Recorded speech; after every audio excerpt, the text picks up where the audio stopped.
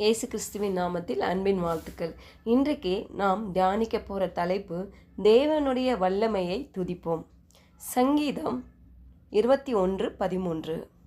கர்த்தாவே, உம்முடைய பலத்திலே நீர் எழுந்தருளும், அப்பொழுது உம்முடைய வல்லமையை பாடி கீர்த்தனம் பண்ணுவோம். பாருங்க, இந்த வசனம் தேவனுடைய வல்லமையை உயர்த்துகிறது. தாவீது தேவன் தனது வல்லமையால் மகிமைப்படுவாராக என்று ஜெபிக்கிறார். பாருங்க, அவர் மனிதர்களின் நிலையை மாற்றும் ஆற்றல் உடையவராய் இருக்கிறார். எனவே நாம் தேவனை புகழ்ந்து பாடி ஆரவாரம் செய்ய வேண்டும். பாருங்க, கொண்டாட வேண்டும். இல்லை, அவர் மகிமைக்குரியவர், அவர் துதிக்கு பாத்திரர் இல்லையா சொல்லி அவர் தாவீது என்ன பண்ணுறாரு, கீர்த்தனம் பண்ணுவோம் என்று சொல்கிறார். பாருங்க, மனிதர்களாகிய நம்மளுடைய நிலைமையை, வாழ்க்கையை மாற்றுவது யாரால முடியும்? அதோட ஆற்றல் நம் தேவன் தான். பாருங்கள், வேறு எந்த மனிதனும், ஒருவேளை வாய்மொழியில் நிறைய பேர் சொல்லுவாங்கல்ல, நிறைய வேலைகளை நம்ம பார்த்துருக்கோம் நம்ம வாழ்க்கையில். எத்தனை பேர் சொல்கிற வாழ்க்கை நிறைவேற்றி இருக்கிறாங்க இல்லை, அப்படி செய்கிறோம் இப்படி செய்கிறோன்னுவாங்க. அப்புறம் ஒரு காலம் வந்தோடனே மாறிடுவாங்க. இதான் மனிதனுடைய இயல்பு. பாருங்கள், ஆனால் உண்மையாகவே ஆவிக்குரியவங்க, கர்த்தருக்கு பயபக்தியாக உள்ளவங்க, கண்டிப்பாக ஆவியானவர் உள்ளே இருந்து அவங்கள என்ன பண்ணுவார், உணர்த்துவார். ஆனால் சில பேருடைய வாழ்க்கையில் அந்த உணர்த்துதலே இருக்காது. பாருங்கள், அவங்க செய்கிறது துணிகரமாக செய்வாங்க. அவங்க அன்றைக்கு ஒன்று சொல்லியிருப்பாங்க, ஆனால் இன்றைக்கி செய்கிறது வேறு மாதிரி இருக்கும். ஆனால் நம்ம தேவன் அப்படிப்பட்ட தேவன் அல்ல. அவர் வாக்கு உரைத்தார்னா அது மாறாத தேவன். ஒருவேளை அன்றைக்கெல்லாம் இப்படிலாம் ஒரு கமிட் பண்ணாங்களே, ஆனால் இன்றைக்கு இதெல்லாம் செய்யலையே நம்மளுக்கு அப்படின்னு ஒரு மனநிலையில் நீங்கள் இருந்தீங்கன்னா, கர்த்தர் உங்களோட தான் இடைப்படுகிறார். அவர் சொல்கிறாரு, நான் மாற்றுவேன், அந்த ஆற்றல் எனக்கு இருக்குது, அந்த பலன் எனக்கு இருக்குது. ஏன்னா நம்மளுடைய பலத்தினாலும் இல்லை, பராக்கிரத்தின தேவனாலும் ஆவினால் எல்லாம் ஆகும் என்ற வசனம் சொல்லுகிறது. பாருங்களேன், அப்படிப்பட்ட ஆற்றல் உடையவர் நம் தேவன். அந்த தேவனை நம்ம துதிக்கும் பொழுது, பாடி கீர்த்தனம் பண்ணும் பொழுது உண்மையாகவே தேவன் களி கூறுகிறவராக இருக்கிறார்.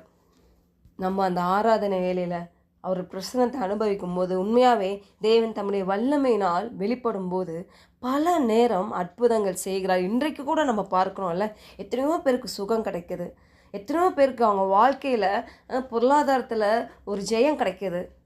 எவ்வளோ தாழ்ந்த நிலைமையில் இருந்தவங்க கர்த்தர் தம்முடைய கிருபையினால், அவங்க மேலே வைத்திருக்க அந்த கிருபையினால் இன்றைக்கு உயர்ந்த இடத்துல இருக்கிறாங்க.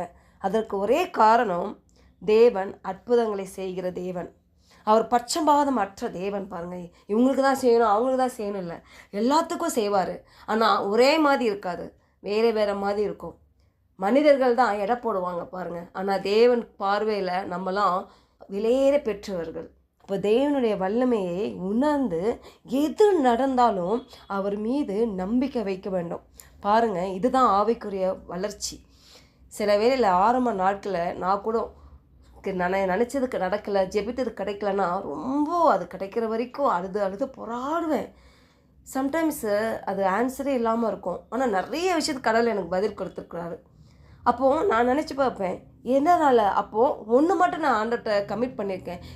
அது நான் ஜெபித்தது நான் பெற்றுக்கொண்டனா இல்லையோ, ஆனால் என் அப்பாவுக்கு தெரியும் எப்போ அதை கொடுக்கணும்னு. ஆனாலும் அவரை நான் எனக்கு அப்பா அவர் தான். என் தேவன் என்னை கண்டிப்பாக வெட்கப்படுத்த விட மாட்டார், கண்டிப்பாக எங்களை கைவிட மாட்டார். கண்டிப்பாக அவர் நோக்கம் ஒன்று உண்டு, என் மேலே ஒரு திட்டம் ஒன்று உண்டு. நான் ஆராதிக்க தேவன் அவர் நல்ல தேவன். பல நேரம் அவர் அற்புதங்கள் என் வாழ்க்கையில் செய்திருக்கார், குடும்பத்துக்கு செய்திருக்கார், ஊழியத்தில் செய்திருக்கார், என் பிள்ளைங்க வாழ்க்கையில் செய்திருக்கார், எங்கள் சரீர சுகத்தை கொடுத்துருக்குறாரு சரீரத்தில். அப்போது அப்படிப்பட்ட தேவன், அப்போ என் வாழ்க்கை எது நடந்தாலும் அவர் மீது நம்ம நம்பிக்கை வைத்தாதான் நம்ம வாழ்வில் நம்ம அவரை மையமாக வைத்திருக்கோம் என்று நம்ம பார்க்க முடியும். ஒரு பைபிளை கூட ஒரு இதை பார்க்கலாம், உதாரணத்தை. அப்போஸ்தலர் 16:25-26 பார்ப்போம். பாருங்கள், நடுராத்திரியில் பவுலும் சீலாவும் ஜெபம் பண்ணுறாங்க. இங்கே சிறைச்சாலையில் தேவனை துதித்து பாடுகிறார்கள். பாருங்கள், காவலில் வைக்கப்பட்டவர்கள் அதை கேட்டுக்கொண்டிருந்தார்களாம். திடீர்னு ஒரு சிறைச்சாலையின் அஸ்திபாரங்கள்லாம் என்ன பண்ணுது, அசையும்படியாக பூமி மிகவும் அதிர்ந்து உடனே அந்த கதவுகள்லாம் என்ன பண்ணுதான், திறவுண்டது. அப்போ எல்லாருடைய கட்டுகளும் கலன்று போயிற்று என்று பார்க்கிறோம் இல்லை. அப்போ சிறைச்சாலைக்காரன் என்ன பண்ணான், நல்லா தூங்கி இருந்தவன் திடீர்னு எரிஞ்சு சிறைச்சாலை கதவுலாம் திறந்திருக்கிறத கண்டவன் என்ன பண்ணுறான், பயந்து போகிறான். கட்டுண்டர்கள்லாம் ஓடி போயிட்டாங்கன்னு சொல்லி தன் பட்டயத்தை எடுத்து தன்னை கொலை செய்து கொள்ள போகிறான் பாருங்க. அப்போ பவுல் என்ன பண்ணுறான், சத்தமிட்டு அவர் சொல்கிறாரு, நீ ஒன்றும் செய்யாத, நாங்கள்லாம் இங்கே தான் இருக்கிறோம் அப்படின்னு சொல்கிறாப்புல.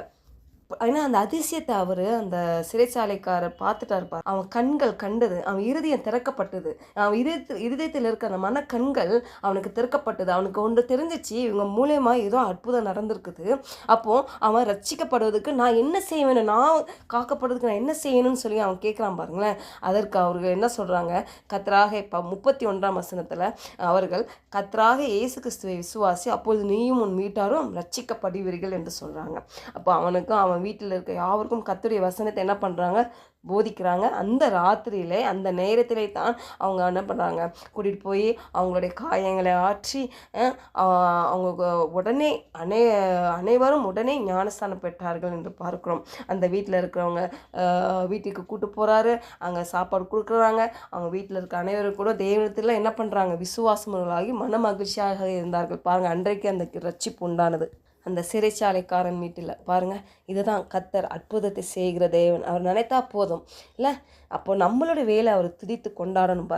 பாருங்கள் அவர் துதிக்கிறப்போ என்ன ஆகுது, கட்டுகள் கட்டவிழ்ந்து போகிறது. அதுதான். அப்போது அவங்க பெருசாக மன்றாடலை, கூச்சலிடலை. அவங்க என்ன பண்ணுறாங்க, தேவனை ஆராதிக்கிறாங்க, மகிழ்ச்சியோடு துதித்து பாடுறாங்க இல்லை. அந்த துதி வல்லமையானதான் பாருங்களேன் அற்புதத்தை கொடுக்குது. அப்போது சிறைச்சாலைக்காரனோட வீட்டில் அனைவரும் என்ன பண்ணுறாங்க, தேவனத்தில் விசுவாசமுள்ளவர்களானார்கள் என்று பார்க்கும். அப்போது தேவனை துதிக்கும் போது அவர் வல்லமையுடன் செயல்படுகிறார். பிரச்சனைகளை சந்திக்கும் போது நம்ம என்ன பண்ணணுமா, பயப்படாமலே தேவனை துதி செய்யணும். அதுதான் துதிக்கணும், தேவனை துதிக்கணும். பிரச்சனை இருக்குது, போராட்டம் இருக்குது, எனக்கு சரீரத்தில் இந்த மாதிரி இருக்குது அப்படியே புலம்பாமல் வாக்குத்தத்தங்களை சொல்லி சொல்லி தேவன் இப்படிப்பட்ட ஒரு தேவனை, இப்படி செங்கடலை பிரித்து வெட்டந்தரையில் நடத்தின தேவன் என் வாழ்க்கையில் இருக்கிற செங்கடல்களை தேவன் பிளந்து எனக்கு ஒரு வழியை உண்டு பண்ணுவார் விசுவாசித்து நம்ம அவரை துதிக்காத தேவன் நம்மளோடு இடைப்படுகிறாரு. அப்படிப்பட்ட இருதயம் உள்ளவர்களாய் நம்ம தேவனுடைய வல்லமையை துதிக்கணும். பாருங்கள், ஜெபம். பரலோக தகப்பனே, நீர் எங்களுக்காக பல நேரங்களில் உம்முடைய வல்லமைகளை வெளிப்படுத்தி அற்புதங்களை செய்து கொண்டு வருகிறீர் ராஜா. நாங்களும் நன்றி உள்ளவர்களாய் உம்மை துதித்து புகழ்ந்து கொண்டாட எங்களை விட்டு கொடுக்கிறோம் ஆண்டவரே. அப்பா, உம்மை மகிமைப்படுத்தும் பொழுது நீர் எங்கள் வாழ்க்கையில் உள்ள கட்டுகள், பிரச்சனைகள் ஆண்டவரே, அப்பா சரீரத்தில் இருக்க வியாதிகள் எல்லாம் விலகுகிறது என்று விசுவாசிக்கிறோம் ஆண்டவரே. இயேசு நாமத்தில் ஜெயம் எடுக்கிறோம் நல்ல பிதாவே, ஆமென்.